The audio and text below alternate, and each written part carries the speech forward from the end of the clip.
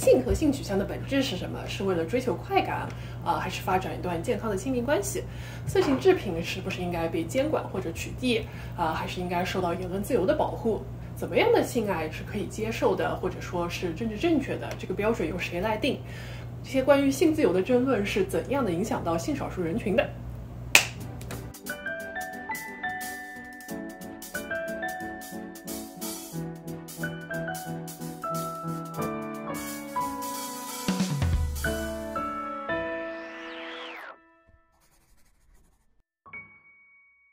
大家好，欢迎来到柑橘百合。在1980年末的英国伦敦，有一家名叫 Chain Reaction， 也就是连锁反应的蕾丝边俱乐部被一群头套丝袜不是戴着滑雪面罩的女性袭击了他们手持撬棍冲进俱乐部，一通乱砸，把他们的家具和装备都砸了，并且在场的女性俱乐部会员呢也被他们揍了。那么这些人呢是自称的激进女权主义者，也就是我们常说的 Red Fan。他们袭击连锁反应这一个俱乐部呢，是因为这里面的女性会在这一个俱乐部里面进行知情同意的 BDSM 性爱活动，也就是我们通俗来讲就是开营趴。这个事件呢，可以说是在1970到80年代在女性主义圈子里面发生的所谓sex war 这一个事情的高峰。这一段历史呢，由我们当代的东亚圈的女性主义者来讲呢，可以说是非常的太阳底下无心事的这样的一段历史。那么在70年代末期呢，在蕾丝边女性主义者中呢，分离出了一支强烈的反对色情作品的分支。因为色情作品呢，几乎是完全的由男性创作提供给男性观看的，所以它反映的性关系呢，也经常呢是由男性的主导的。色情作品不仅在其制作过程中呢，往往构成了对于参与的女性的暴力，其内容中呢也常常包含有对于女性的暴力的这样的情节，因此会使观看的男性呢内化在作品中展现的厌女情绪。持有反色情作品立场这样的女性主义者呢，基于这样的观点，就向大众，他们就致力于向大众诉说色情作品和含有暴力的还有对于女性的暴力这样的媒体的危害。这些作品对于女性在社会中的地位呢有深远的负面影响。那么听到这里呢，是不是觉得讲的挺有道理的哈？但是呢，一场社会运动的影响呢，必须考虑到当时的社会政治背景。当时撒切尔治下的英国政府呢，非常的保守，因此呢，反色情的女性主义者，他们的立场就微妙和政府的立场和基督教右翼的立场就这么一致了。那么这些人观点呢，有没有受到这种影响？那么我们暂且不论。但是这一部分自称激进女权主义者的人呢，他们的立场也逐渐的演化成了反对任何形式的色情作品，而不仅仅包括含有暴力的色情作品。同时呢，他们也反对女性同性恋关系中的所谓 butch 和 femme 的角色。在中文语境下呢，大家可能更熟悉叫做T 和 P 这样的这个角色。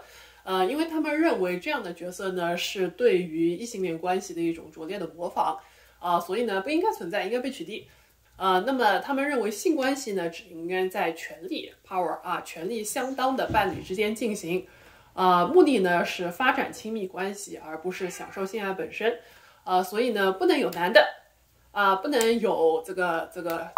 不能有纳入式不能有 butch， 也不能有小玩具。这里呢我们找到了一张1981年的反色情运动的小传单，里面写道：Any woman who takes up part in a heterosexual couple helps to shore up male supremacy by making its foundations stronger。任何参与异性恋关系的女性呢，都在加强男性至上主义，使其基础更加坚固。这就是他们的立场，是不是大家听了觉得很耳熟呢？与此同时呢，在女同圈子里也臭名昭著的所谓 political lesbian， 也就是政治女同那这样的做法呢，就是在此期间开始流行起来的。因为显然想要达到真正的权利相当，显然呢只有伴侣双方是一样的性别才是有可能的。因此持有这样观点的女性呢，即使对于女性的身体本身呢并没有兴趣，也会向其他的女性去寻求亲密关系。那么反色情运动和政治女同呢，受到了很多来自于女同性恋社群的批评。首先呢，就是政治女同在约会场合呢，极其的不受欢迎。这点呢，大家可能可以想象，因为这个人他口口声声说要跟你谈恋爱，你裤子一脱呢，他就跑他了，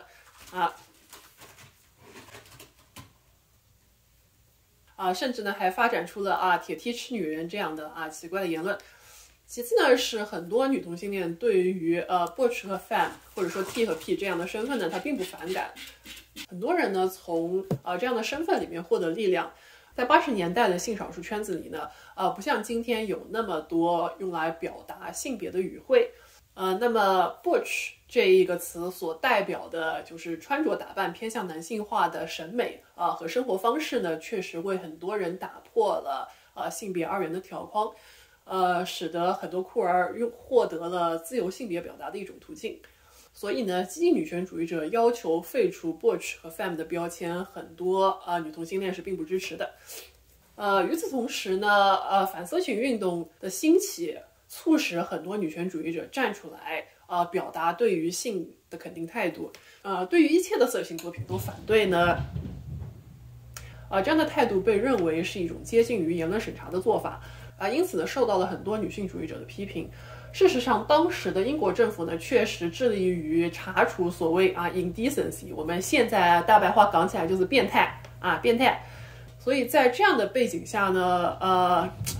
支持反色情运动的女权主义者，他们的口径和政府一致你这样做呢，听到的人觉得你这是不是言论审查这是一种很自然的反应。另外呢，很多女性主义者也认为性解放是女性解放的重要方面之一。因为过去保守右翼的态度保守右翼态度一直是这样的，就是把女性的身体呢视作工具，把女性的性欲呢视作是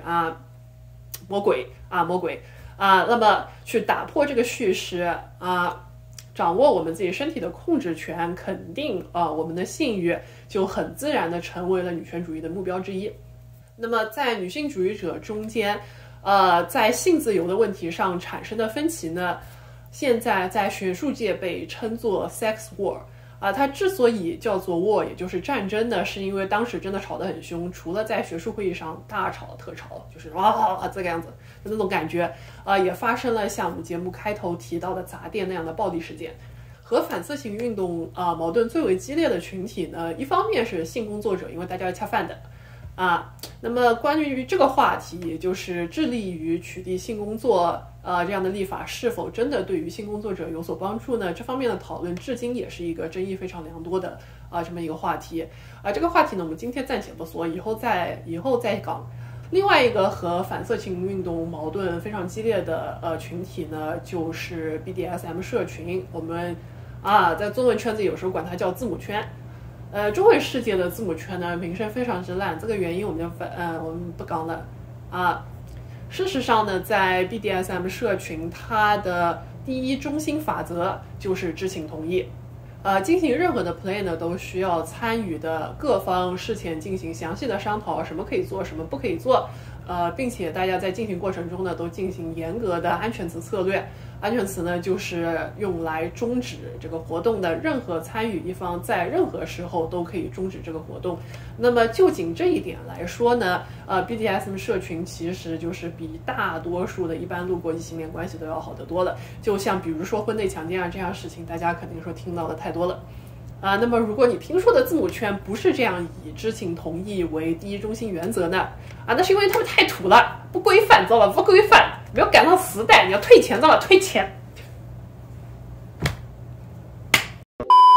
给不了解这个 BDSM 社群或者就是 BDSM 这个活动的这个同学们科普一下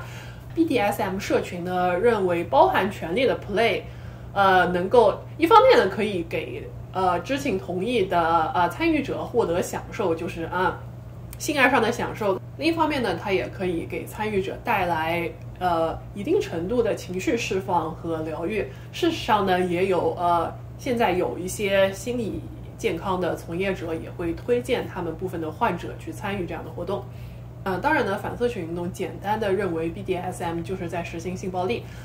特别是 Lesbian BDSM， 这个就是女性对女性实行暴力，这怎么能行呢？他们简单的小脑瓜就无法理解这个事情这是怎么回事呢？这一定是异端，所以他们就去把人家店砸了必须要指出的是呢，80年代艾滋危机正在抬头，性少数的处境呢依然非常的糟糕。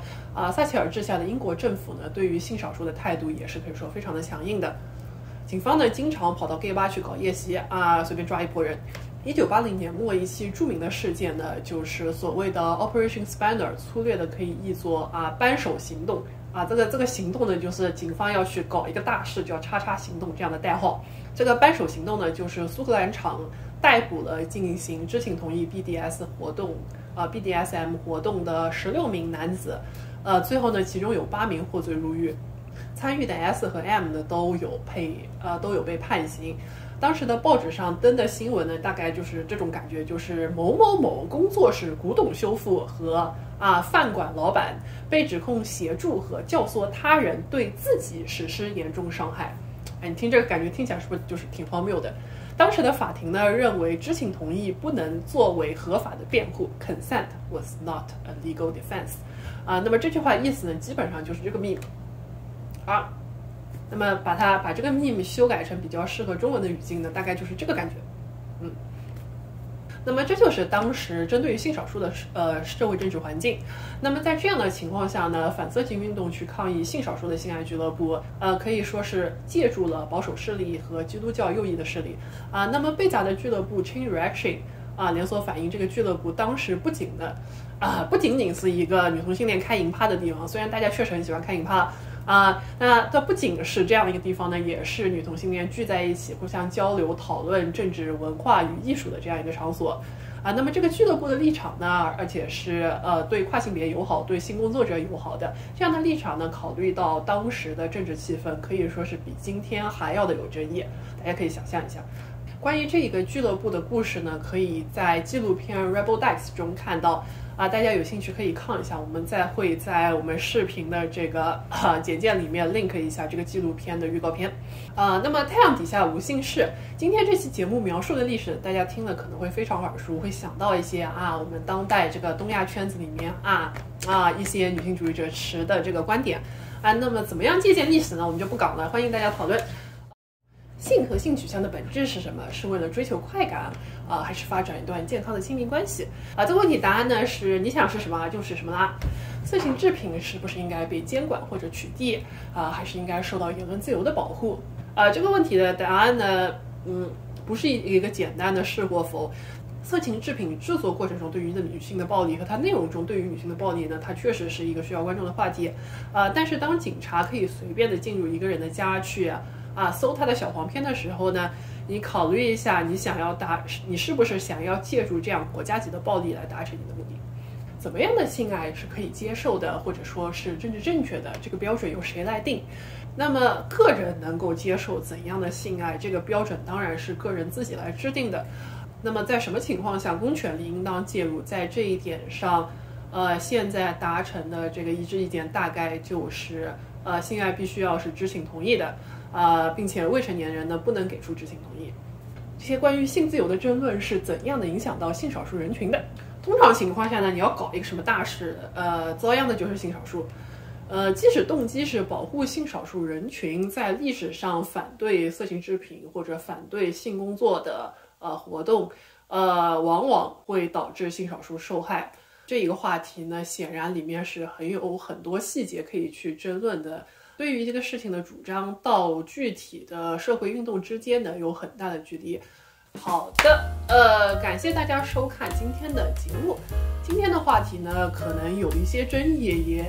节目的片长考虑呢，有很多的话题也没有展开讲